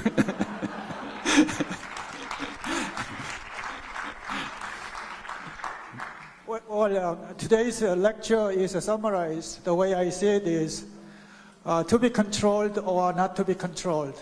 That's our question. To be controlled or not to be controlled. Yeah. That's our question, the ordinary people's question. And you know, in your lecture at the end, you said that has been a popular struggle for several thousand years. But here, I have some ideas to combat this control freak. I'm sorry? Well, I would like to make some suggestions. Mm-hmm. One, you know, when the Scott Company, the president of Scott Company fired, 20,000 people, and his salary went up the next day, and the Green Tree Financial Company, the compensation was $10 million. And this is just a thing that what you are talking about. And for me, for ordinary person, Scott Company, I know their products. So I stopped buying their products. But for Green Mill Financial Company, I don't know what they are doing. So here, the media's role is very important. What they are doing, we need to know so that we could boycott their products or their services. So that's one thing. And then the other concern is, as you mentioned, the IBM and the Siemens, they have a strategic alliance. This pits the people of the U.S. against the developing countries' people. And so that creates tremendous problems in the years to come. So here, my observation is the prospect of China, which has been governed by communism, might have a bright future because the Chinese people are not familiar with the free market system and the capitalism. So I would like to know your observation. What will happen to China if they hang on to what they have been doing?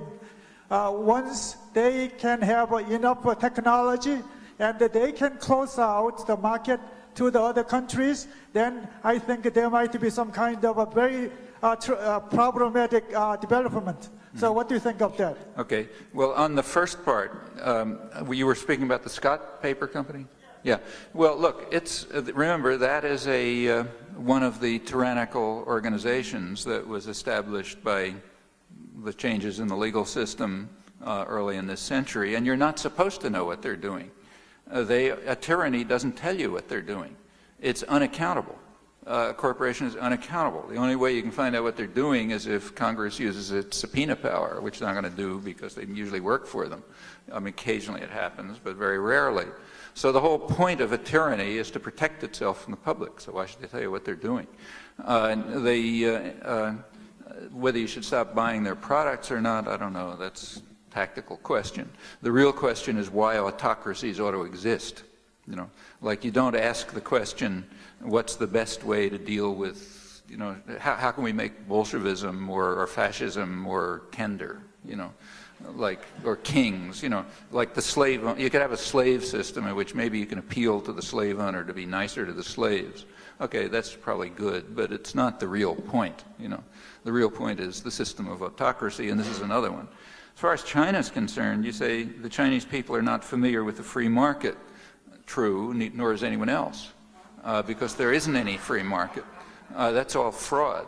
The United States, for example, take the United States, just like England before it, the United States became a major industrial power by radical violation of free market principles that include, first of all, very high protectionism. The United States is way in the lead in protectionism. That's how we developed a textile industry and a steel industry and energy and so on.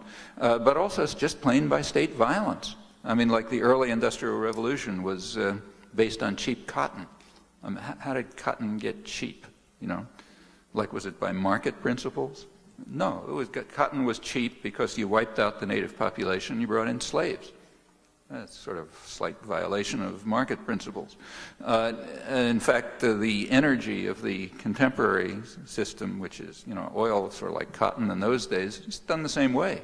That's why we have those intervention forces. They are there to make sure that oil prices are within a certain range, you know, not too high to harm the general economy, not too low to harm the energy corporations, which are mostly American, and also, crucially, to make sure that the profits from oil, which are enormous, flow back to the West. Well, that's the way free markets work. Free markets are okay for poor people. And if, in fact, you asked what would happen if China was to undergo a free market reform, real free market reform, yeah, they'd look like, you know, like Russia, say. In Russia, they did have a shock therapy, they called it. They introduced capitalist reforms. The economy has collapsed, you know. The population is starving, you know. The majority of the population says the good old days were under Brezhnev, you know. Yeah, that's what market reforms are like. I mean, it turns you into the third world. That's how the third world got that way. You know, you go back to the 18th century, the first world and the third world weren't very different. Like India was the major commercial and manufacturing center of the world, not England. Well, you know, the third world was liberalized by force The first world maintained strong states, interventionist states, so on. Yeah, that's the difference. China has sort of, China's a very complicated case. I mean, China has maintained an economy partially out of the control of international global forces, but only very partially. So if you look closely at most Chinese exports, China's supposed to be a big exporter, but you take a close look at the exports from China, I forgot the exact figures, but overwhelmingly they're coming from foreign corporations which are investing along, the coast to get very cheap labor. So that's really not Chinese exports in any serious sense of the term. It's Western exports from one corporation to another, exploiting super cheap labor in China, getting cheaper labor in Indonesia. I mean, you got to disentangle a lot of the terminology and conceptual structure in which these things are disguised. China's a very complicated entity with a lot of different parts. Big parts of China are probably getting more and more impoverished, like, the backwaters, rural China, and so on. A good part of the Chinese economy survives because of village-based cooperatives, which still remain and are very substantial. It's quite a complex story. I know, Professor Chomsky, that you have to hit the road. Right. Is there time for one more brief question? One more, yeah, then I'll have to go, I'm afraid. Brief. Yeah. What would be your advice to the Dene people who are facing forcible relocation this year in Arizona? Mm-hmm. Forcible relocation, you mean the companies are being relocated? Or do you mean they are being relocated? A tribe of Indians? A tribe of Indians. Well, same thing for all defenseless people. They have to have solidarity from the powerful. I mean, there is no way for defenseless people to fight against concentrated power unless the power is eroded. And it can only be eroded by folks like us, people who are inside, who are privileged, who are inside the power system, and can, in fact, erode the power. That's what solidarity movements are about.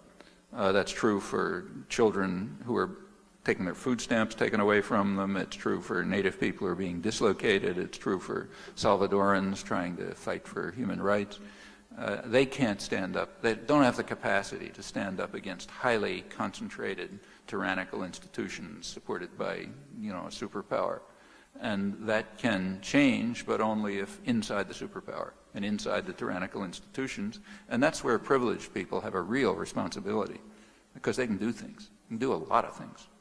And in fact, they've done them. Like the Central America solidarity movements were extremely effective. I think, in fact, they're unique in human history. I don't know anything like them in the history of imperialism. They came out of privileged sectors of American society, incidentally, very mainstream. So, church groups and Kansas and Arizona and places like that, not elite sectors, and they had a big effect. And that's the way things happen, no other way. I gotta go. Thank you.